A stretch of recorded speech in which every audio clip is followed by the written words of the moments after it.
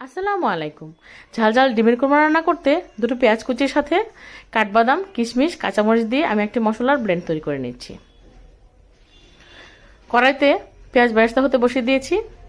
হয়ে গেলে অর্ধেক তুলে রেখে বাকি অর্ধেকে আদা রসুন পেস্ট ও লবণ দিয়ে কিছুক্ষণ কষিয়ে নেব। দিয়ে দিলাম করে রাখা সেই মশলার পেস্ট। এটা হতে থাক। এদিকে ছোট দুটো হাত আমাকে খুবই হেল্প করছে। ডিমে লবণ দিয়ে হালকা করে ভেজে নিচ্ছি। আর ওই মশলাতে জিরে গুঁড়া, ধনিয়া গুঁড়া, লাল মরিচ গুঁড়া, গোলমরিচ গুঁড়া ও অল্প একটু গরম মশলার গুঁড়ো দিয়ে লো হিটে বেশ কিছুক্ষণ কষিয়ে নেব। হয়ে গেলে দিয়ে দেবো 1 কাপ দুধ। বলক চলে আসলে ডিমগুলো দিয়ে দিলাম।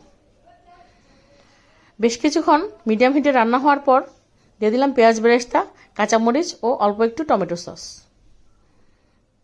2 মিনিট পর দিয়ে দেবো 1 চামচ ঘি। ব্যাস হয়ে গেল আমাদের ঝাল ঝাল ডিমের কোরমা। ধন্যবাদ।